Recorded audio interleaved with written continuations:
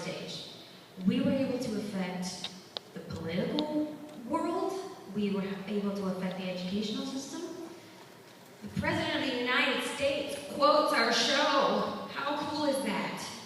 You know, Hamilton allowed me to meet so many celebrities, like Hermione Granger, Emma Watson. I got to like hang out with her. That was pretty awesome, in my opinion. I met women like Meryl Streep, Janelle Monáe, Oprah. Yeah, like true lady bosses. I got to like meet and speak with them and talk to them about women in the world and how we can affect change. It was really cool. I got opportunities I wouldn't have gotten otherwise. I performed at the White House. I performed on the Grammys. Technically, I'm a Grammy winner. That's kind of cool, I think. It's pretty cool.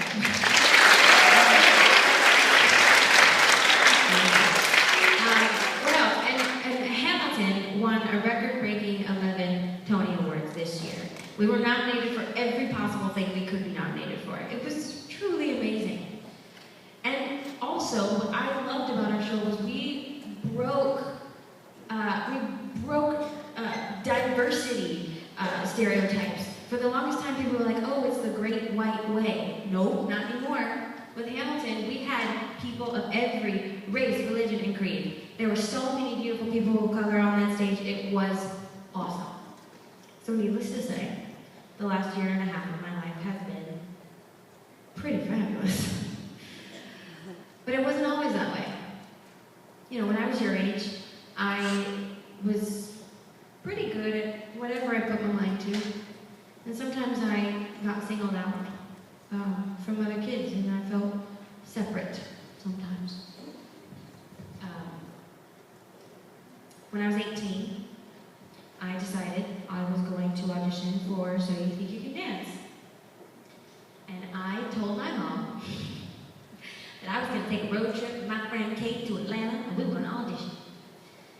So 2 days later, I found myself with a ticket to Las Vegas to audition for what would be the hardest audition that I've ever gone through to date. And if you're wondering about my friend, she didn't make it, but we are still friends. It's all good. When I got to Vegas, there were tons of people there. Tons. I competed against like 100 people before, but I'd never competed against 2,000 dancers. It was crazy. It was reality TV. You got cameras in your face every time you turn around. And that was new for me. What? Like, I felt sort of like I had to be something I wasn't. And then, producers of the show came to me and they said, so, we heard, you know, your family owns a farm. So did you, like, play with the pigs and the cows? Did you like, go around in the dirt or anything? You wear plaid? You know what I mean? You country? Do you say y'all all the time, talk with an accent? That would be great. Come on, guys, look at me. Do I look like a country farm girl? Does this adorn me? No, my nails are done, my toes are done, my hair is up. That's not me. So I didn't understand why they were asking me to be something I wasn't. So that was new. Felt like a fish out of water. But luckily, by the end of the week, I was still in competition. And then they dropped a bomb on me. They said, well, if you want to continue with the show, you're going to have to defer from college. Now, I was auditioning for what would be their first fall season. They'd never done a season like that. So You Think it's a summer show. How many of you watch the show? Who watches So You Think You Can Dance? Yeah, a bit of you. Some of you watch it. It's fine. It's an okay show. So, at that moment in time, I knew one thing. I knew being on that show had been my dream since I was 12. That's all I wanted. I wanted to be on So You Think You Can Dance so bad. So I looked at my mom and I said, okay, if I defer from college, well, I can just go back in the spring. It'll be okay. And she was like, all right, go, fly. How lucky was I that I had a mom who was supportive of my dream? I think I was pretty dang lucky. She's an awesome mom. And I'm not just saying that because she's standing in the corner. It's actually true. So I had no guarantee of making the show, but this was what I call my first test of stepping out on faith. The universe was testing me. With no guarantee, I got on a plane and flew to Los Angeles to find out if I made the show. And it was very dramatic. I got there and they were like, "Are you nervous?" Of course I'm nervous. What kind of question is that? And they make you walk down a very dark hallway, and then all of a sudden you're on stage and the light's in your face, and there's the judges, and they're talking to you about your performance that week. And then finally they told me I made the show, and I was thrilled. Oh my gosh, I got to be on this thing that I wanted to be on forever. And then we get to the first week of competition, and I performed, and I thought I did pretty good, and then all of a sudden, they cut me. They sent me home. And just like that, my dream was shattered. And not only that, this man said to me, his name was Nigel, if anybody cares to know, "Ariana, while you're stunning dancer, you have no passion or love in your eyes." He said that to me in front of 6 million people. He said that to me in front of my friends, my family, and my mom. My mom was in the audience. And I was deeply embarrassed because dancing was the one thing I loved most in the world. So think about what you love most in the world. I know you all have something you love, whatever that is. And if someone looked at you and said, "You're not good enough. You don't have enough passion. You don't love it enough," how would that make you feel? Well, I felt pretty dang bad. So I went home and I cried for a month or so. And I went to New York City and hung out with some friends, and then I came back and I started college at Western Carolina University in a mountain valley. And I hated it. It wasn't for me. Because at that point, I wanted to dance. I had something to prove. I had to prove this man wrong. You don't tell me I can't do something. Are you kidding me? At least that's how I felt. So I took a second leap of faith, and I left school after 2 or 3 months, and I moved to New York. And thankfully, I got a job the day I landed. And it felt so good. I proved him wrong in that moment. I could book a job. People liked me. I do have passion. What are you talking about? And it was very, I'm not gonna lie, I felt awesome about that. So point being, I had a choice when I left school. Well, better to say, I chose to leave school because I was not about to let what this man said define who I was, right?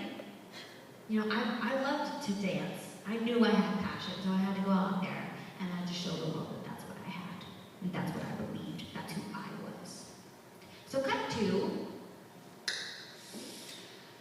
early this year, one of the judges who voted me off came to see Hamilton, and he came backstage. And I walked right up to him, and I said, "You are not going to remember me, but I was on your show for a very short amount of time. And I have to thank you for almost ruining my life." And he looked beat right in the face. It was awesome. And then I said, "If you hadn't have done that, I wouldn't have ended up in The Room Where It Happens." Now, The Room Where It Happens is a song from Hamilton, and it's sung by Aaron Burr. And it's all about his desire to be in the room where it happens, to be in the room where he can affect change, where he can make decisions, where he has power. So my room changed at some point. When I moved to New York, I no longer had the desire to be on So You Think You Can Dance. That experience happened, it taught me a little something, and now my goal shifted. I wanted to be on Broadway. I couldn't make it on TV, fine, that's fine, I'm okay with that. I'm gonna go be on Broadway.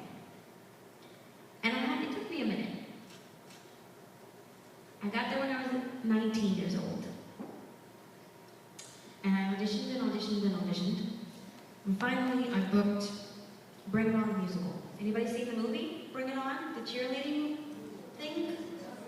Yeah. So they made a musical about it. I don't know whose idea it was, but I got a job, so I was okay with it. So I was with Bring It On for a world premiere in Atlanta, a 9-month national tour that took me all across the United States and parts of Canada. And then at the age of 21, I made my Broadway debut. That was what, to me, felt like a really long journey. But it was another goal I conquered. Because I set my mind to it. I was persistent. I was determined. When I was auditioning, I was taking class. I was taking voice lessons. I was taking acting class. I was going to dance class. I was going to the gym. That show required me to conquer a fear of heights. I'm really scared of heights. Like, I'm really bad at flying. That's sort of my thing. It makes me nervous. Are you awake? Are you still listening to me? Yeah? Who run the world? Girls. Okay, you're good. So I had to learn how to stunt, right? So it challenged me. I loved that show for that. I learned a lot from it. So my point in saying all of this to you is that everyone's journey here will be different. Your room will change. The room you want to be in will change multiple times, and that is okay. Who in here knows what they want to do? Word. Who in here has no idea what they want to do? That is okay. You have plenty of time. But I want you to know that I believe, from what I've experienced, that if there's something that you want, no one can tell you no. No one. It doesn't matter what your circumstances are, truly. When I was growing up, my mom's a single parent. We didn't have 2 incomes, we had 1. And dance is a very expensive hobby. Very expensive. But I wanted to dance. So, I went to my dance teacher and I found a way to make it happen. So I became an assistant dance teacher and earned money by working to help pay off my dance tuition. I wanted to go to participate in dance conventions all up and down the East Coast. So think about it. You gotta travel to wherever this convention is, so that's gas in your car. You have to stay in a hotel overnight. That's paying for a hotel. Right there, that's a lot of money. At least to us, it was a lot of money. And then on top of that, you had to pay to go to the convention. So I was like, okay, how can I help? How can I make this easier? So I worked my butt off to get scholarships to these conventions. I did it because I wanted to dance, because that was my dream. I knew I wanted to be a dancer. And nobody was going to tell me that I couldn't do it. So if you have a dream, you'll find a way to make it work, right? That's a question, right? Yes. Yes. I guess it's important to me because when I was your age, I didn't really have anybody standing in front of me telling me, you know, that I could do it. We didn't have guest speakers, we didn't have a lot of things. But I think that when you tell someone it's okay to be ambitious, it sets you free. It's okay to have a goal. You should have a goal. It's how we change the world. It's how we make the world a better place. At least that's what I think. So because I'm standing in front of you, I think that means you can do whatever you want to do. With hard work, you can be whatever you want to be. Do you have a dream?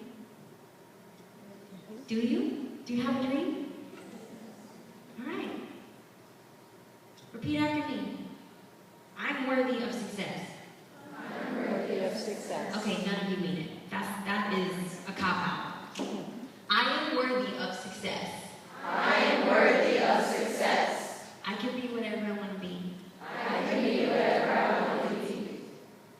hard work, I can do whatever I want to do.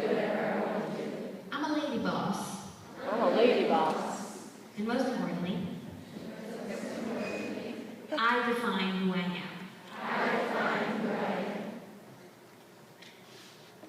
Go forth and prosper, kids.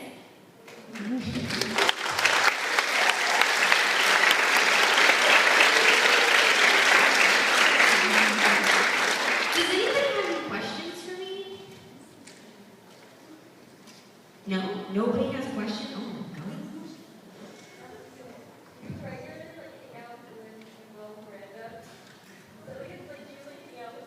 I mean, when her question was, do I regularly hang out with Liz and Mom? These days, no, because he's traveling the world and I'm here talking to you. But, you know, working on the show with him, I know him very well. And I see him often in New York. You know, we run in the same circles. It's kind of cool. You. What happened to Kate? Okay, my friend that I took a road trip with, her name was Kate, and she is dancing in China. Isn't that crazy? So, you know, she never made So You Think You Can Dance, but she continued to dance, and she has a very successful career. I'm really proud of her. It's awesome. Yeah. And how many plays have you been? How many shows have I done? Bring It On, Motown, Pippin, Hamilton, and my new project is Bronx Tale, and we open in December, so that's 5 shows on Broadway. Most people only get one, if that, so I feel very lucky. How's the bullet? Hashtag bullet. It was pretty great.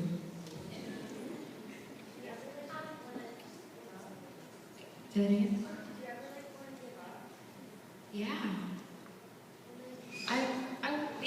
Put it this way. She asked me if I ever wanted to give up.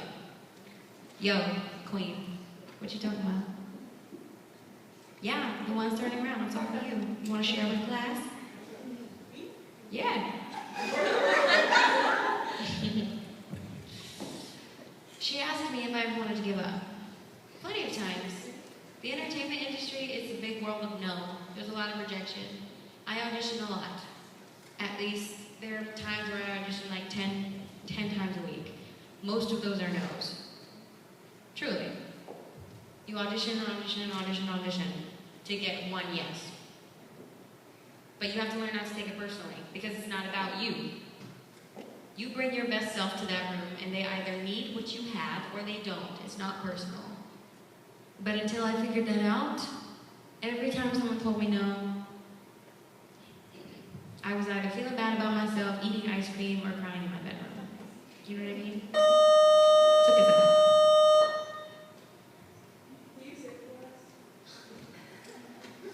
The age-old question. Sure. Okay, so one of my favorite artists is Andrew Day. And she wrote this song called Rise Up, which is what I think all of you should do. So, there you go. And I rise like the day, I rise up. Hey.